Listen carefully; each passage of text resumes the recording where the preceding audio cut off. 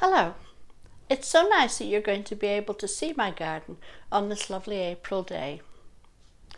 I opened my garden for Scotland's Garden Scheme, and this year I was planning to open it at the end of May. But of course that has all been cancelled because of the coronavirus lockdown. So I thought, if you can't come to my garden, then I would bring my garden to you. And what I'm going to do over the next few months is take a walk around my garden and show you some of the things that are in flower and looking really good right at this time.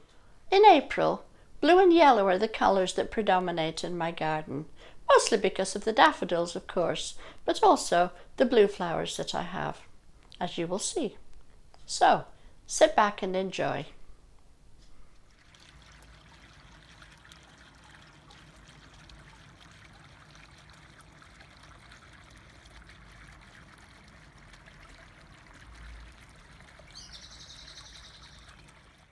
This is the view that greets me as I come out of my back door. It's now the middle of April and the garden is pretty colourful. In these pots are the winter pansies that I planted last October. As you can see, still lots of colour in them. And here's Tosh ready to do his party piece.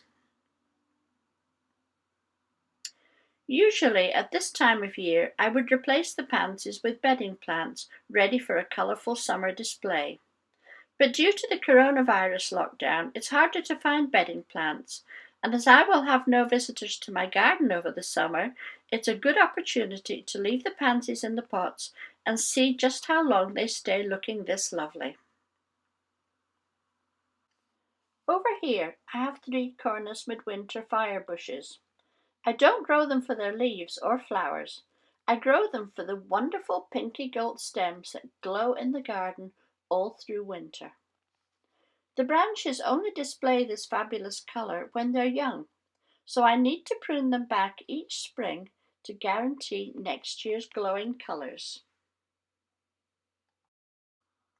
Most gardens at this time of year have some aubrietia in flower, and mine is no exception. I love the abundance of rich purple blooms.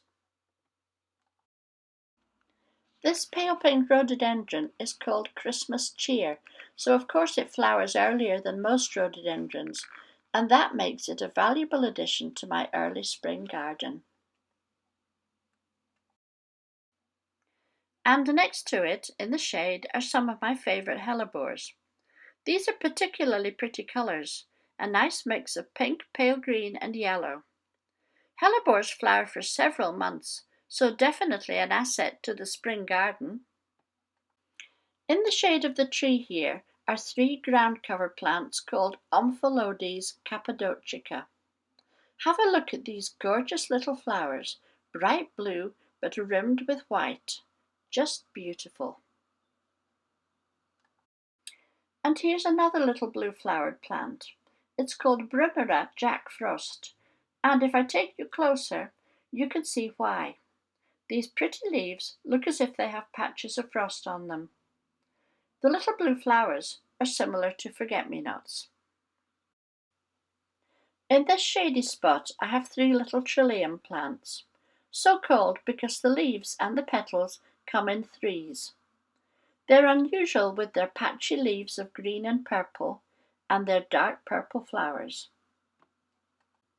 This lovely bush is called Pieris japonica, and just in the last few days it has produced all these new leaves, not green as you might expect, but a beautiful bright red, which will gradually change back to green over the next few weeks.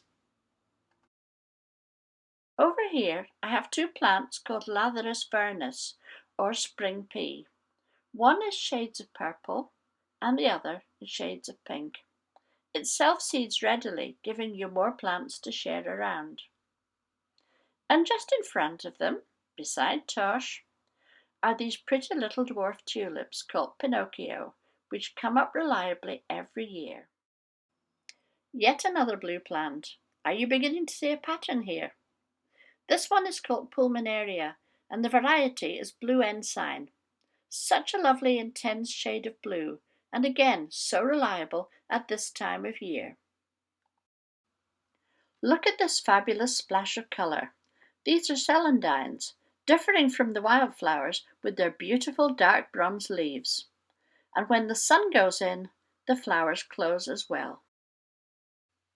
But a walk round any spring garden would be incomplete without a view of the daffodils, fluttering and dancing in the breeze, as the poet William Wordsworth so aptly put it. Well, I hope you enjoyed your virtual stroll around my garden. Thank you for visiting, and I look forward to seeing you next month in May when there'll be lots of different things to see. Bye-bye.